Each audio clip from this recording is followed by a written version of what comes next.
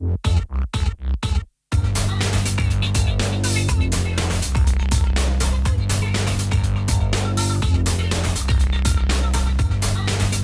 going to play a big game with you today.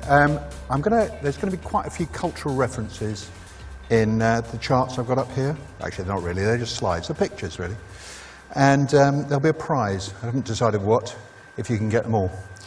Anyway, I think the first thing I want to do is remind you of what I said the last time I was up on a stage talking to you all, which was this time last year at F Week. As many of you know, I've been a very long-term supporter of the idea and the agenda of effectiveness, particularly with the IPA. Whether it's been on the agency side at CDP and Y&R and Lowe, or, as I have been for the last 10 years or so, on the client side. And last year I stood before you and I talked about, as a brand owner, how it's not about the outputs, it's not about the marketing and the advertising, but it's about the business outcomes. That's what really matters if you're a marketer. I briefly told the story last year of how over the last 4 years or so we've turned TSB, which is Britain's biggest challenger bank, into the UK's most recommended high street bank. We've achieved huge success transforming what a bank could be. It's by being purpose-driven, by being values-led, and we took inspiration from some of the smartest minds in the world. And we developed my strong contention that the brand is the customer experience. Wait a minute, who's that guy? Oh. In fact, in the digital world we all inhabit now, the brand is more than that.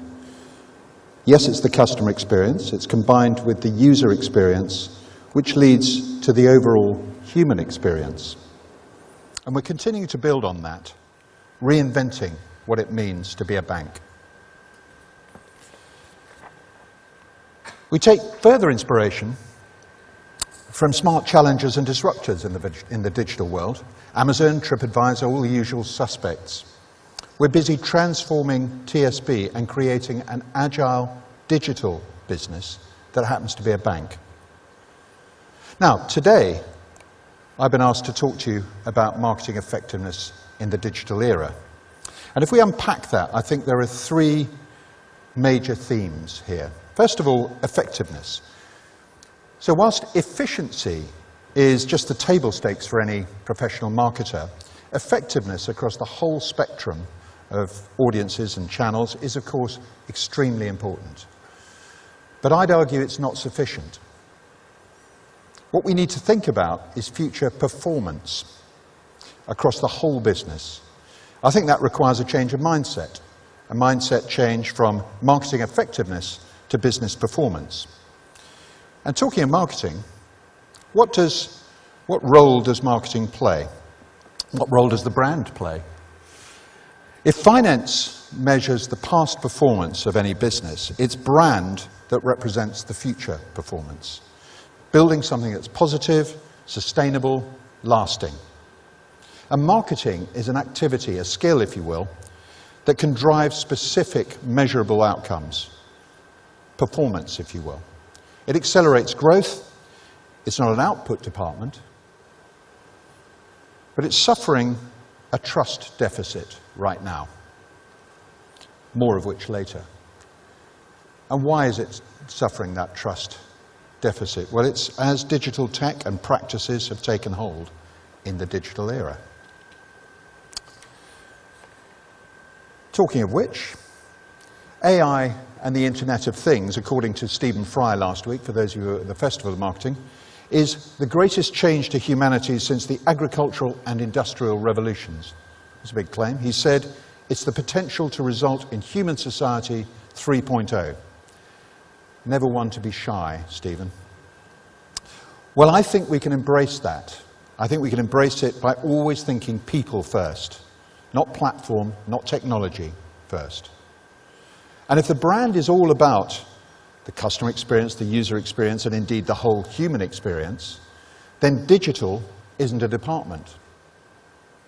It's the lifeblood of a modern, agile business, and it helps us create value for people. Now, moving from a marketing effectiveness to a business performance mindset, if effectiveness is about proving what we've already done, indeed it could be seen as a justification of what we do, in my book, performance is about what we can achieve in the future, those unknown pleasures that await us. The past can help guide us, but we can never use it to tell us what would happen if we do something no one's ever done before. The truth is, when it comes to the boardroom, brand, marketing, advertising people often lack credibility. And they lack credibility because they, or we, speak our own language. We need to be clear which business metrics the brand and marketing can positively impact. We need to speak the language of the boardroom. We need to be bilingual.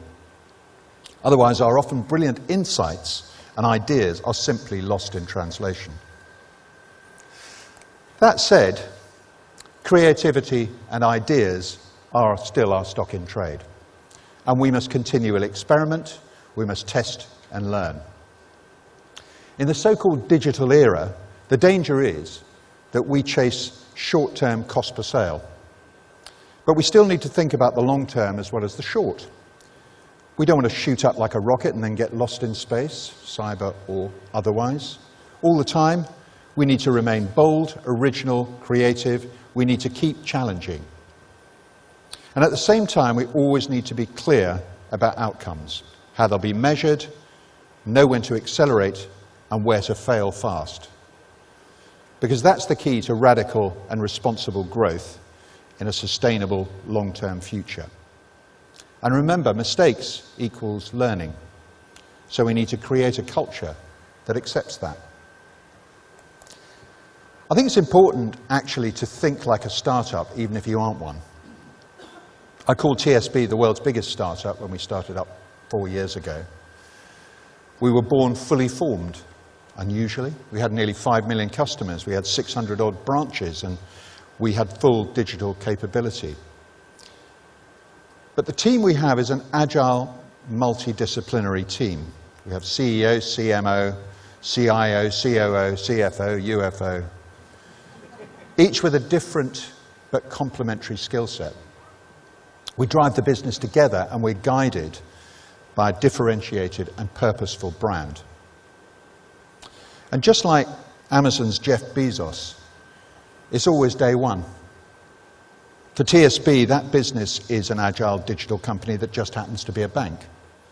And we're on a mission to create more competition and make banking better for all UK consumers. And to quote an old creative director acquaintance of mine, excellent, but it'll do. We obsess over quality everywhere. The experience is only as strong as the weakest link. After all, Steve Jobs and Johnny Ive never said, that'll do. And the integrity of the brand is paramount. We must always protect it. AI and data can drive amazing efficiency and unprecedented speed. But only an algorithm would think putting your ad on a white supremacist website makes any sense. So in the digital era, trust is the big issue in marketing, just as it has been in banking for the last 10 years. Programmatic promised us perfect targeting, no wastage. So how did it become the crime of the century? How did the big five lose the trust of their customers? And this time, I'm talking about the big five agency holding companies, not the big five banks. Same reason, lack of transparency. Just like the banks, it's about the apparent indulgence in what I call funny stuff. Whether it's the bank's derivatives trading in the Philippines, or dodgy dealings in the subprime markets, or the big media agencies being accused of making undeclared surcommissions from client spending. I make no judgment. Whatever the truth, it causes a breakdown of trust. And anyway, according to Mark Pritchard of P&G, digital marketing's dead, so there's nothing to worry about. Although I would paraphrase Mark Twain and say I think that death is somewhat exaggerated. In any case, big advertisers are pulling out of digital and or bringing their media buying in-house, and that signifies a major concern for all of us. And while we're talking about crime, we must never forget that the security of personal data is paramount. It will be even more so in next year's new era of GDPR. And that's why we're the first bank in Europe to adopt iris recognition to prevent identity fraud and offer more peace of mind to customers. So digital technology and data is great when it empowers people, when it puts real power into the hands of individuals, gives them real choice, creates value for them. And as I said, we have to think people first, not technology first. Yes, people are customers and users and audiences, but they're people first and foremost. We need to engage with them. We need to address what they really need and care about. And remember, people don't think in silos or channels. You don't have somebody saying, I'm enjoying a bit of digital display, then engaging in some native content before going below the line to read a leaflet. You don't say that. They live a holistic life, and we need to reflect that.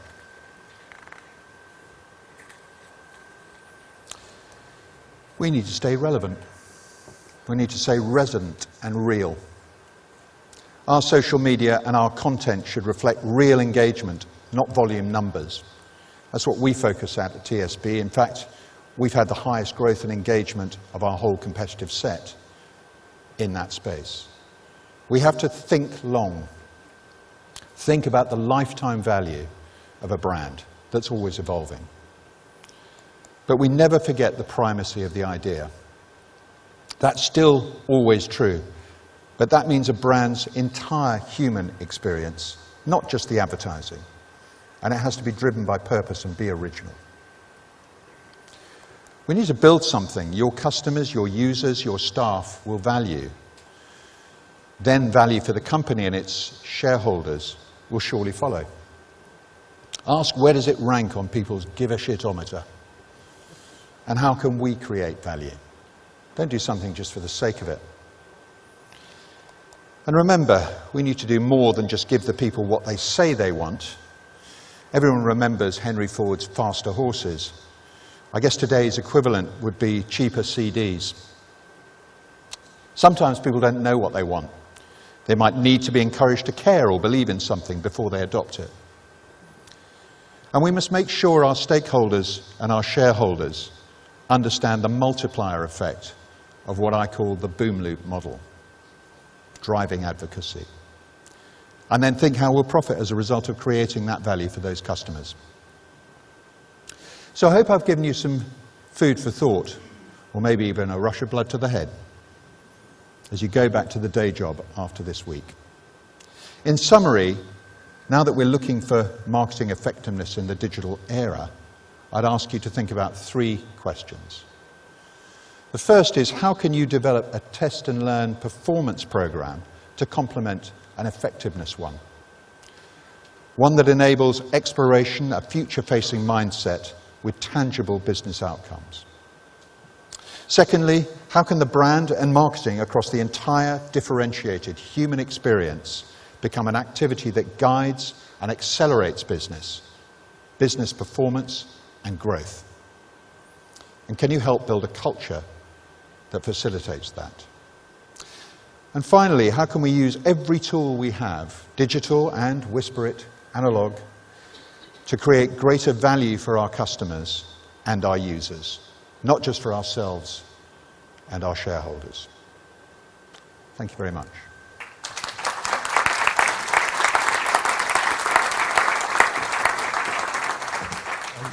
Thank you very much, Nigel. Fascinating and an amazing collection of album covers there. I think that's the most I've seen in any presentation. Stay where you are, okay, just for 2 ticks. I'm just going to fire a couple of questions back at you on some of the things you raised. You made a very interesting point comparing the big five agencies to the banks during the financial crisis. I just wondered, is there one thing that the agencies can do to restore that trust? I think actually it is about transparency. One of the reasons I went and took the job back in banking, when I promised I'd never go back into banking after the crash and the appalling behaviour,